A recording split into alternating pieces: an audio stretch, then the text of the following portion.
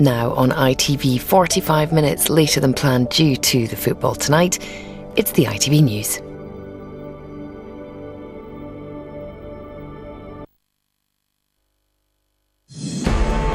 Apology and resignation. The Education Secretary is forced to say sorry, and a senior aide stands down in the embarrassing cabinet row. Also on the programme.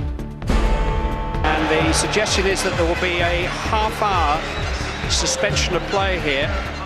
Stormy skies for England as the weather interrupts their last friendly before the World Cup. Words so powerful that they carried a little black girl from the south side of Chicago all the way to the White House. Michelle Obama leads the tributes to the poet Maya Angelou at her memorial service. And mission accomplished, the D-Day veteran who went AWOL gets a hero's welcome home. This is a smashing country, and I'm proud to serve it.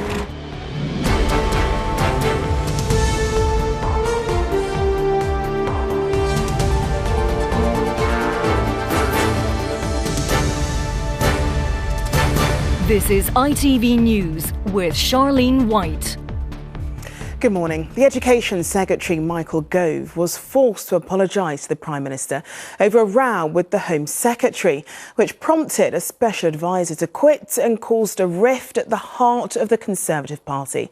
The pair clashed over ways to tackle extremism after reports of a hardline Muslim plot in some Birmingham schools. From Westminster, our political correspondent Libby Vina reports. Just hours before apologising to the Prime Minister, Michael Gove was defiantly insisting he had done nothing wrong in his spat with the Home Secretary over extremism. Do you accept that your very public row with the Home Secretary, Theresa May, has damaged the government? And have you considered your position in the light of the very negative reports coming out of Ofsted regarding extremism in Birmingham schools? No. You haven't. You said, sorry, the damage to the government. Do you accept that it has damaged? But David Cameron took a different view of the extraordinary falling out between two key figures in his cabinet, ordering an inquiry by his top civil servant. As for these issues for the last day or so, I will get to the bottom of who has said what and what has happened. Tonight, Mrs May has lost her special advisor, Fiona Cunningham, forced to resign for questioning Mr Gove's role in monitoring extremism. While this man, Charles Farr, a counter-terrorism official at the Home Office with whom she's in a relationship, has received an apology from Mr Gove after he singled him out for criticism. In a statement, Downing Street said, in acknowledgement of his role today, the Secretary of State for Education has written separately to Charles Farr and the Prime Minister apologising for the original comments made to the Times newspaper. In addition, in relation to further comments to the Times, Fiona Cunningham has today resigned. Earlier, the Shadow Education Secretary accused Mr Gove of gross negligence. Do you think that he personally is in trouble, that this has caused so much damage that he needs to consider his position? I'm concerned about those parents and pupils in Birmingham worrying about their schools. Look, ministers were warned 4 years ago about this. They failed to act. There's no doubt that the standing of Michael Gove and Theresa May has been weakened by this very public rebuke from the Prime Minister. But it seems that Number 10 hopes this will draw a line under the affair, meaning that neither minister is likely to lose their job in any upcoming reshuffle. Libby Vina, ITV News, Westminster. England's footballers failed to get the morale-boosting victory they wanted before flying out to Brazil for the World Cup. But as you probably saw, Roy Hodgson's side did avoid defeat and a thunderstorm in Miami as they drew 0-0 with Honduras. Will Dalton reports. It was a final audition for England in Miami before they headed to Brazil to face Italy in their first match of the 2014 World Cup next Saturday evening. Honduras provided the last chance for English players to impress manager Roy Hodgson, who appeared to pick what many suggested would be his starting 11 for the opening game. Danny Welbeck, one of those hoping to prove his worth, combined well with Wayne Rooney to allow Daniel Sturridge in on goal, but he failed to find the target.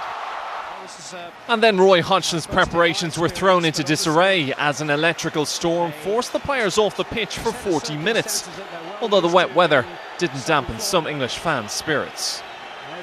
England's task in the second half was given a boost, as Brian Bacales was shown a second yellow after a clumsy challenge on Leighton Baines. But Sturridge's tame header minutes later was the best Hodgson's side could muster, in a performance that overall lacked any spark. On the plus side for the England team, there were no more apparent injuries, and now the biggest stage in world football awaits. Final score: England 0, Honduras 0. Will Dalton, ITV News.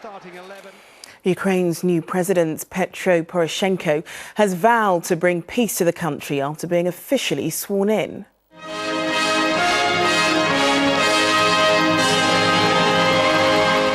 But he claims he told Russian President Vladimir Putin that he will never accept the annexation of Crimea.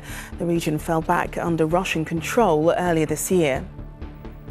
Police in Malaysia have confirmed a body found on Tioman Island is that of missing British backpacker Gareth Huntley. The body of the 34-year-old from East London was found close to the conservation camp where he worked as a volunteer.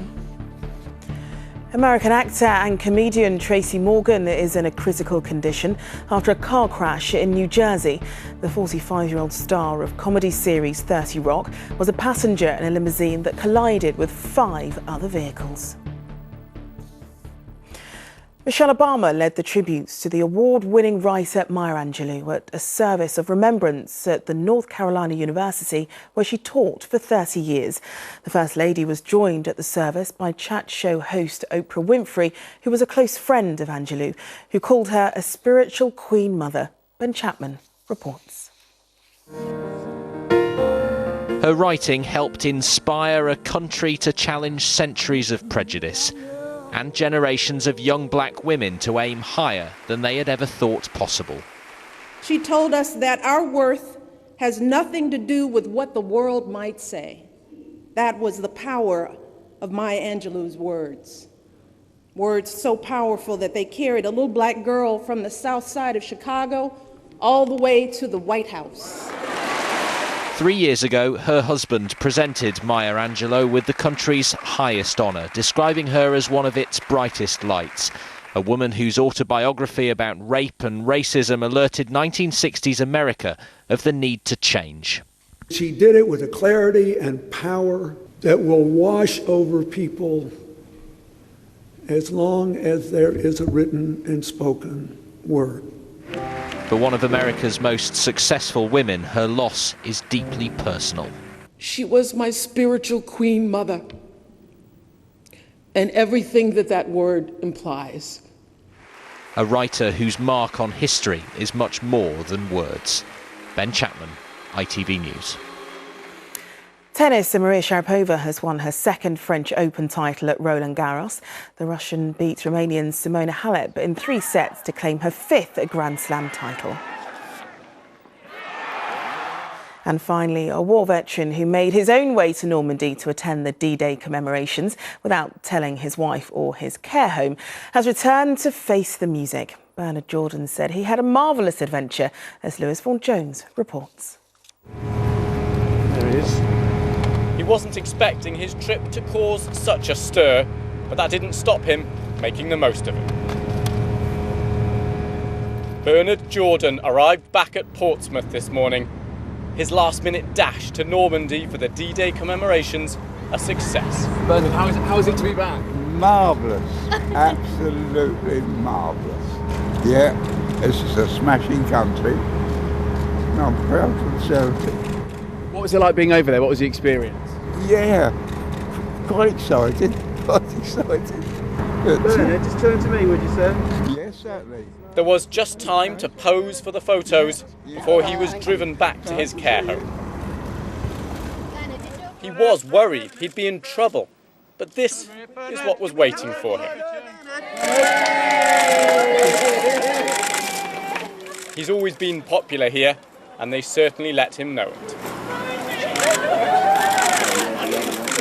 And so it was left to the boss of the care home to try and explain what had happened. I think being Bernie, come the morning, and he just thought, no, it's D-Day now, and I'm off, I'm going. So he just took himself. And why didn't he tell you? Well, I don't know. I think, that's something that may come out in the wash, but that's the type of chap he is, I think that generation, when they set their mind to something, they don't let anything get in the way.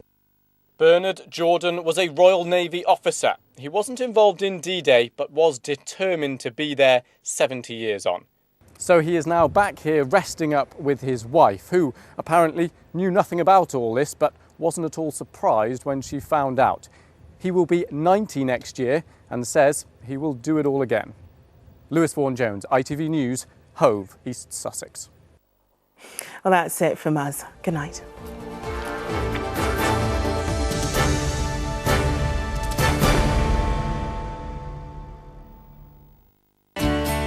Preparing the nation every day.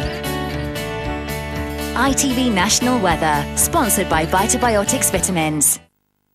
Hello again. Well, as we go into the second half of the weekend, things are looking promising for the majority. A fine and bright start out there on Sunday morning, much better than it was yesterday morning for most of us, with the blue sky and some lovely sunshine. A few scattered showers getting going further west, and then through the course of the afternoon, showers cropping up further east, some heavy and intense enough to give rumbles of thunder here and there. Either side of these showers, well, to the top and the tail end of the country, drier and brighter, some lovely sunshine, and temperatures doing quite well as well. We could see highs of 19 or 20 degrees in the north, 24 further south, and not quite as uncomfortable or as muggy as it felt yesterday. Into the next few days, well, it stays quite showery, but at least it stays warm. Temperatures stay up a few degrees. Have a good night. ITV National Weather, sponsored by Vitabiotics Vitamins.